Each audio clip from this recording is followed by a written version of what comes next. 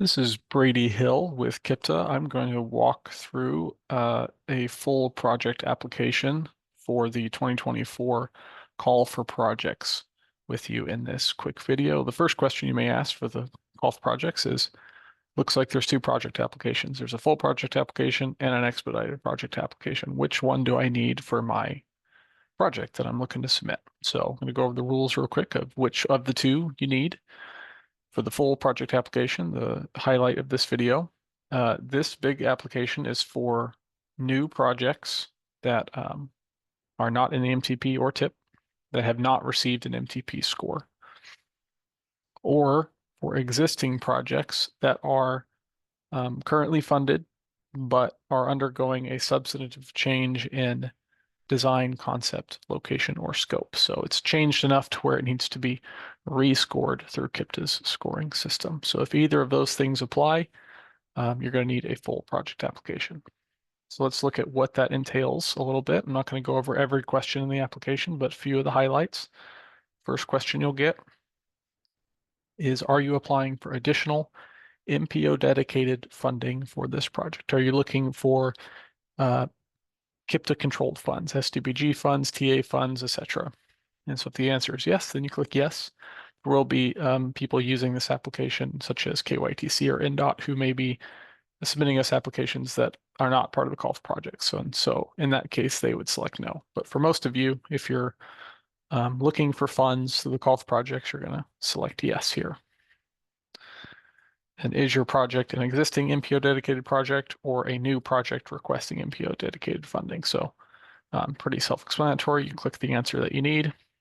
If you did select new, so you're looking for a new MPO dedicated project that hasn't been previously categorized as either CRP or TA or whatever funding source it was selected at the time, you're going to need to fill out this next question. So it'll ask, what funding sources are you interested in pursuing for this project? Which of the various funding sources? There's 3 for Kentucky, you see at the top, and there's 6 total for Indiana for all 6 selections, and you can select more than one here. But which one do you think first your project is eligible for, but also what funding sources that you think your project's eligible for that you actually want? So if you say, well, I think it's eligible for CRP, but we don't want it to be CRP for whatever reason, you don't want that funding source, then don't select it. This is your chance as a project sponsor to say, these are the ones I think I'm eligible for, and I would actually like to have, I would be willing to accept if granted that funding for the project. It's another question to explain how your assumption of what you think the project is eligible for, how it meets the requirements of the funding program. By the time this video is released, I will have already sent out a document that gives a lot of links to FHWA and KYTC and some other sources that talk about the specific eligibility requirements of each program. So you can reference those, but if not, you can find some details about that through FHWA or call me if you have any questions. So explanation of how it meets the requirements for the funding sources you requested there. And then, is your agency willing to provide more than the required local match is the next question. There are many cases where there's a limited amount of funding and a lot of project applications. So if there is the case where there's a limited amount of funding and we could only fund a project 60-40 as opposed to 80-20, as is the typical split for SDBG funds, would you be willing to do that or not? And the next page here, you'll notice this top part here. This is for existing projects. If you're doing a project application for an existing project that's undergoing a scope change, you're going to need to re-put in a lot of information you may have put in before because the project has changed. If you want to find out some of the basic information that's already in the tip for your existing project, you can click on the link. It says the links to these documents can be found here. You can click here, and it will take you to this page from the KIPTA transportation website, where it gives you 2 links. It'll give you the TIP project listings for Kentucky and the TIP project listings for Indiana. You click these buttons, it'll download you an Excel spreadsheet where you can then search for the specific project that you're applying for to find what is the current funding information for the project, what's the current project description, current project justification, all of that. So you can have a basis to go on if you need to change anything. Also notice on this page here that it will always say when the most recent downloadable spreadsheets have been processed by. So these are pretty recent. These were updated on our website on July 26th, 2024.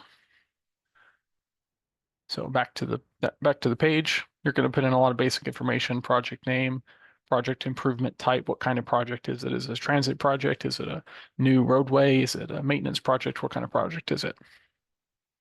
You're going to have your project description.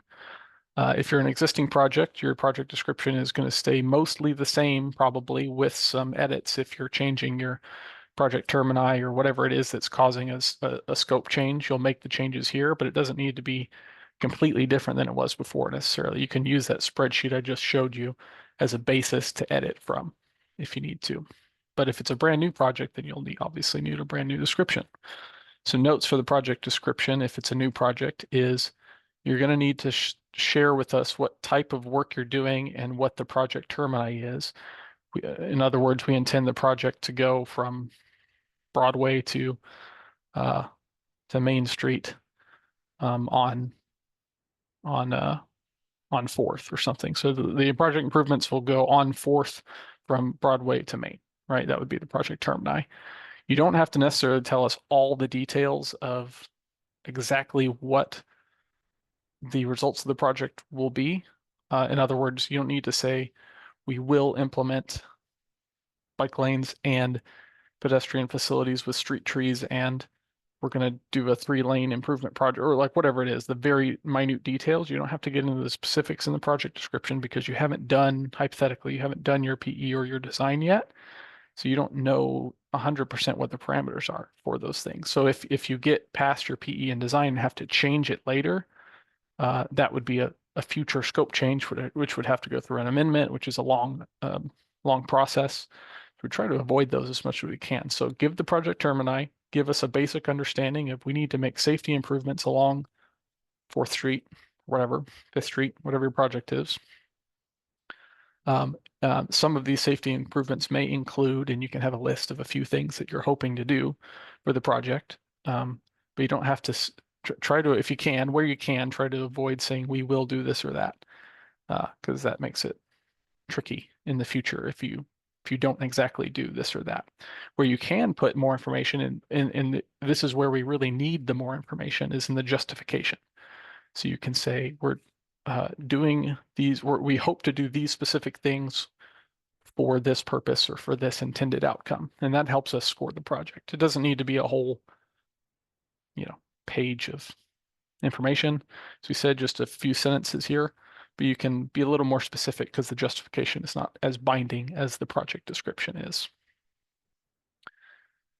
Some more information: total project cost and open to public year. Put in your contact information, and then you get to the location page. This is important for our scoring and mapping for these projects. So if you have a new project or an existing project that's being rescored, right, the scope will have changed, so the map would have changed. So you're going to go to this for the full project application and click on this button here in the top right corner. You click on that, you can zoom in or zoom out to your specific location of your project, and using your mouse you can click where exactly your project might be. If it's on 64 or something, then you'd put little dots all along 64, and you could zoom in to be very precise on where those are, and we would encourage that so that we know exactly where you intend the project to be.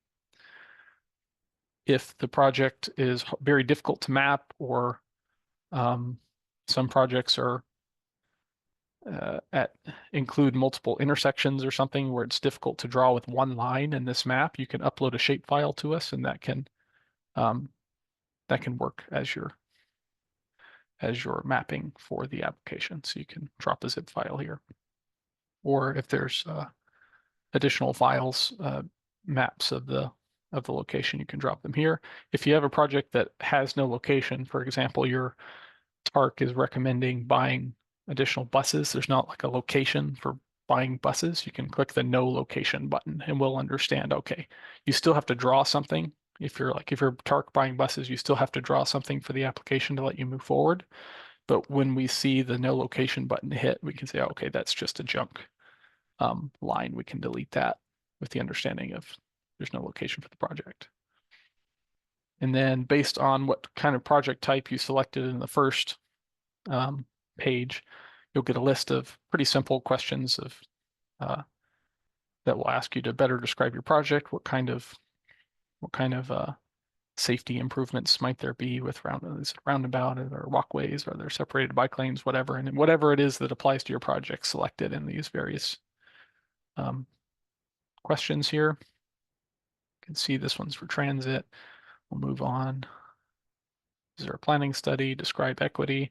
Describe your incorporation of complete streets in your project, or why complete streets could not be considered for it. It's an important part, excuse me, of the application. Then you get to the funding pages. So you're going to request funding.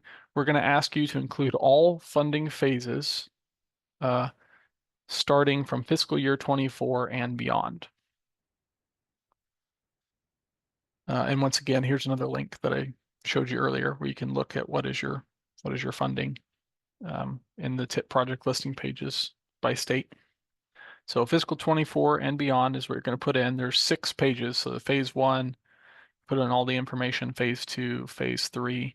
And if you get all the way down to you have more than 6 phases you need to put in, there's a Dropbox here. You can put in a PDF or an Excel spreadsheet or whatever it is to show all your various phases you're talking about.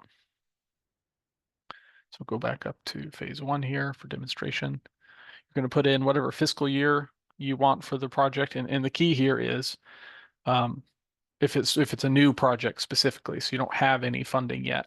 In the fiscal year, you're going to put in whatever year you would most desire it to be. So if this is a design phase and you'd say, well, Oldham County, for example, we'd be ready to do this project I'm submitting. The earliest we could do it, and not just the earliest, but when we would most want to start, if possible, is fiscal year 26. So you'd put in here design fiscal year 26, and you'd put in for the funding source of the various funding sources you think are eligible, which one do you really want? So we really would want, in an ideal situation, fiscal year 26 and STBG funds for the project, if we could. If there's funding available and it works out, that's what we want.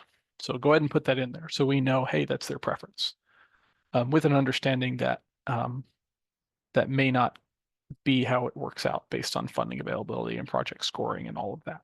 But put in your preference in an ideal world for the fiscal year and the funding source and the dollar amounts as well.